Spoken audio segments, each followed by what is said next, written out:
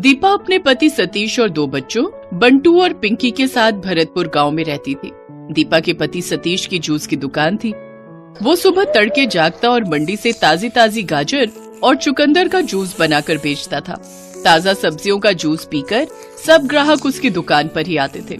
लेकिन एक रोज किस्मत की मार उस पर पड़ी और सतीश को लकवा मार गया और उसने बिस्तर पकड़ लिया।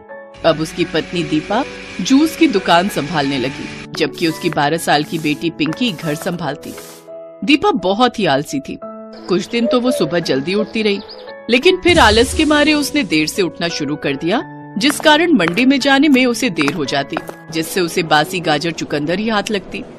भाई ये कैसी गाजर है, देखो कैसी हो रही है। बहन जी ताजी सब्जी चाहिए तो सुबह तड़के उठकर आइए।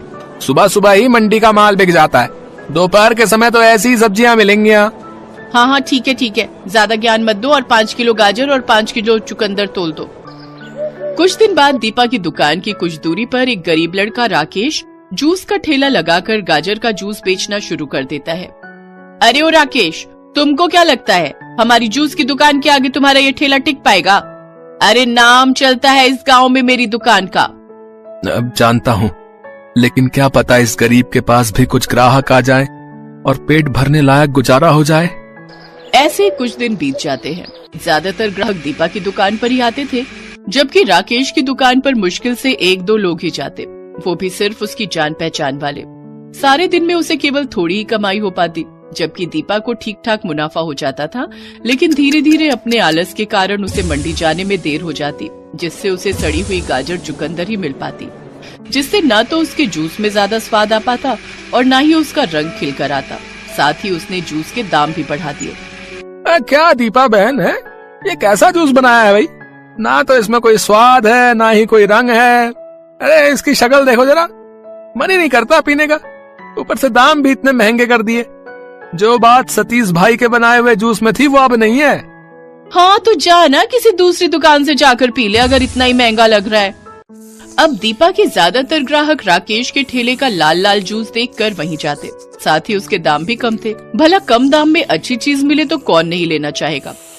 अपनी दुकान को घाटे में जाता देख दीपा सोचती है, मेरे सब ग्राहक तो अब राकेश के पास ही जा रहे हैं। भला ऐसा क्या करूं कि सबको मेरी ही दुकान का नशा लग जाए और वो मेरी दुकान के अलावा कहीं और जा ही ना पाए। नशा, हाँ नशा। वाह दीपा, क्या आइडिया आया है। दीपा को एक तरकीब सूझती है और वो जूस में अफीम डालकर बेचना शुरू कर देती है। साथ ही बेहतर रंग लाने के लिए उसमें रंग और चीनी का इस्तेमाल करने लगती है। अब गांव के लोगों को अफीम मिला हुआ जूस पसंद आने लगता है। भाभी, आपकी दुकान का जूस तो बहुत ही अच्छा होता है। न जाने ऐसा कौन सा नशा रहता है आपके जूस में कि एक बार उसको पी लो तो बार बार पीने का मन करता है।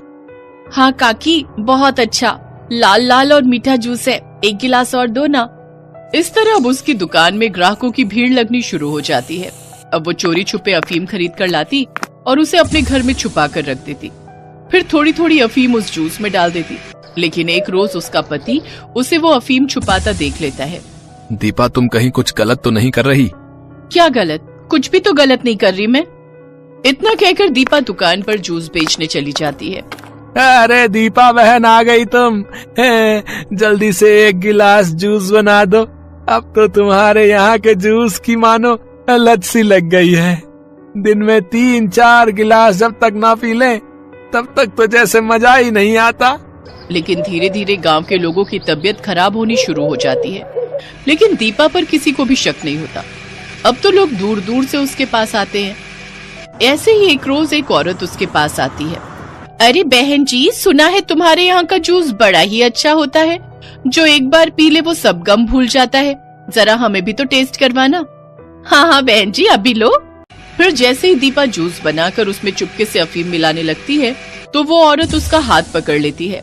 लोगों को जूस में अफीम मिलाकर बेचते हुए तुझे शर्म नहीं आती? ये क्या कह रही हो? और कौन हो तुम? Food inspector Anuradha Chaudhary.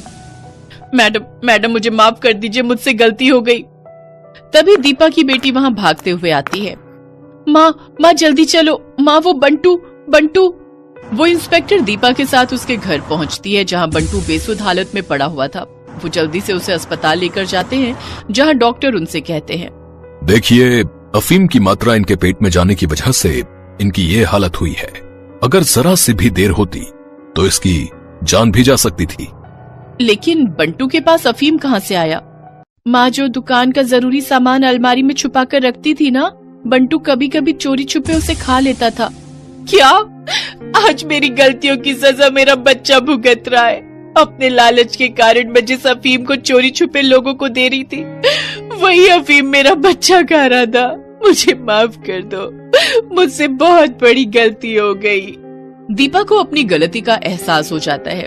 दीपा के घर पर छोटे बच्चों और अपाहिज पति को देख इंस्पेक्टर अनुराधा उसे वार्निंग देकर छोड़ देती है। बंटू भी अब ठीक हो जाता है। अब दीपा सुधर जाती है और अब वो सुबह जल्दी उठकर मंडी से ताजे ताजे गाजर और चुकंदर लाकर उसका जूस पूरी ईमानदारी के साथ बेचने लगती है, जिससे उसे अच्छी आमदनी होने लगती है।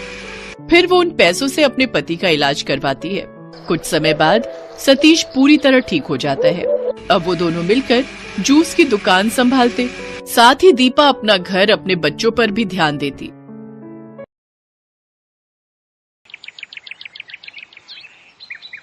नताशा के चले जाने की वजह से घर में दुख का माहौल बन गया था। जिन जहरीले तीखे मोमोज की वजह से नताशा की जान गई थी, उस बुढ़िया को अभी तक पुलिस पकड़ नहीं पाई थी। ऐसे ही एक शाम मुकुल नताशा की तस्वीर पकड़कर रो रहा था। तभी वहाँ उसकी बहन रजनी आती है। मैं जानती हूँ भैया, आप नताशा को बहुत प्यार करते थे, लेकिन भैया अगर आप ऐसे हार मानोगे तो फिर हम उस बूढ़ी अम्मा को आखिर कैसे पकड़ पाएंगे जिसने हमारी नताशा को जहर दिया था। हमें उसका पता लगाना ही होगा और उसे उसके किए की सजा भी दिलानी ही होगी। तुम बिल्कुल सही कह रही हो रजनी। जिसने भी मेरी नताशा के साथ ऐसा किया है, मैं उसे सजा जरूर दिलवाऊंगा। हमें यह पता लगाना ही होगा कि आखिर उस अम्मा ने ऐसा क्यों किया जो उसने उसे जहर वाले मोमोज खिलाकर मार डाला। तुम अभी मेरे साथ पुलिस स्टेशन चलो, मुझे बुढ़िया का स्केच बनवाना है। मुकुल अपनी बहन रजनी को अपने साथ लेकर पुलिस स्टेशन जाता है और उस बुढ़िया का स्केच बनवाता है। पुलिस उस बुढ़िया की छानबीन शुरू कर देती है। पुलिस बुढ़िया की तलाश शुरू कर देती है, लेकिन उसका कहीं भी पता नहीं चलता और आखिरकार थक हार कर पुलिस को ये केस बंद करना पड़ता है। नताशा के पिता एक रोज मुकुल से मिलने आते हैं। बेटा, मैंने अपनी इकलौती जवान बेटी को खोया है। मैं ऐसे हाथ पे हाथ रखकर नहीं बैठ सकता। मुझे किसी भी हालत में उस बुढ़िया को सजा दिलवानी ही होगी। आप बिल्कुल सही कह रहे हैं अंकल जी। जब तक मैं इस बात का पता नहीं लगा लेता कि आखिर उस बुढ़िया ने नताशा और रजनी को वो जहरीले तीखे समोसे देने की कोशिश क्यों की, मैं चैन से नहीं बैठूंगा। ऐसे ही कुछ दिन बीत जाते हैं। फिर एक रोज मुकुल जब मीटिंग के लिए शहर से बाहर जा रहा था, तो रेलवे स्टेशन पर उसकी नजर एक बूढ़ी अम्मा पर जाती है जो कि मोमोज बेच रही थी। मुकुल सोच में पड़ जाता है। अगर मैंने सीधे जाकर इससे सवाल किया तो ये यहां से भाग जाएगी। फिर हम कभी नहीं जान पाएंगे कि इसने ऐसा क्यों किया। पहले मुझे इसे अपनी बातों में फंसाना होगा। राम राम काकी, ये मोमोज कैसे दिए? 20 रुपए प्लेट है बेटा। अरे वाह, ये तो बहुत ही सस्ते हैं। अरे बेटा, इस उम्र में तो बस पेट भरने के लिए कमा लूं उतना ही काफी है। महंगा बेचकर मैंने कौन सी जमा पूंजी इकट्ठी कर लेनी है। बोलो कितनी प्लेट करूं? आप एक प्लेट पैक कर दो। वो बुढ़िया जल्दी से एक प्लेट पैक करके मुकुल को दे देती है। मुकुल वो मोमोज लेकर उसी डॉक्टर के पास जाता है जिसने नताशा और रजनी का इलाज किया था। डॉक्टर जल्दी से उस मोमोज का टेस्ट करता है और फिर मुकुल से कहता है, मुकुल, इन मोमोज में भी जहर मिला हुआ है। ये वही जहर है जो नताशा और रजनी के पेट में से मिला था। रजनी की जान तो मैंने जैसे तैसे बचा ली थी, लेकिन नताशा के पेट में ज्यादा मात्रा में जहर जाने की वजह से उसकी जान चली गई। ऐसे तो न जाने ये कितने लोगों को जहर दे चुकी होगी और कितनों को मौत की नींद सुला चुकी होगी। हमें कुछ ना कुछ करना ही होगा, नहीं तो न जाने ये कितने लोगों की जान ले लेगी। इतना कहकर मुकुल पुलिस स्टेशन जाता है, जिसके बाद वो इंस्पेक्टर के साथ मिलकर उस बुढ़िया को पकड़ने का प्लान बनाते हैं। ऐसे ही एक रोज मुकुल उस बुढ़िया के पास जाता है। राम राम काकी, कैसी हो? आपके ये तीखे मोमोज तो मेरे सभी दोस्तों को बहुत पसंद आए, और मेरी बहन, उसका तो पूछो ही मत, वो तो आपकी फैन ही हो गई। आप ऐसा करो, आज 5 प्लेट पैक कर दो। तुम जैसे लोगों की वजह से ही तो मुझ गरीब का पेट भर पाता है।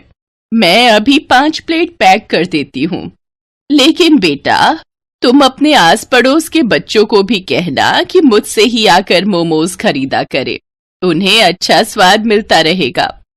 वैसे आपके मोमोज में तो कुछ अलग ही स्वाद आता है। इसमें कोई मीठा जहर मिलाती हो क्या? क्या कह रहे हो बेटा? भला मैं क्यों मीठा जहर मिलाऊंगी? मेरे कहने का मतलब है कि प्यार वाला जहर मिलाती हो क्या इसमें? तभी तो आपके मोमोज जो खाता है वो बार बार यहां जरूर आता है। ये लो बेटा, ये तुम्हारे तीखे मोमोज तैयार हो गए। अब तुम यहाँ आते रहना। ऐसे ही वक्त गुजरता जाता है। धीरे धीरे मुकुल ऐसे ही उस बुढ़िया का भरोसा जीत लेता है। फिर एक रोज वो उस बुढ़िया से कहता है, अम्मा तुम्हारे मोमोज की रेसिपी मुझे भी बताओ ना, ताकि मैं भी ऐसे मोमोज बना सकूं। ऐसा करो, आप मेरे साथ मेरे घर चलो और मुझे भी ये बनाना सिखाओ। नहीं नहीं बेटा, मैं तुम्हारे साथ नहीं चल सकती। तुम्हारा भी परिवार है, वो सब क्या सोचेंगे? किस बूढ़ी मुसीबत को ले आया। काकी मैंने सबसे बात कर ली है, किसी को भी कोई आपत्ति नहीं है। इसके बाद मुकुल उसे अपने घर लेकर जाता है, जहां पहले से पुलिस, डॉक्टर, नताशा के पिता और रजनी मौजूद होते हैं।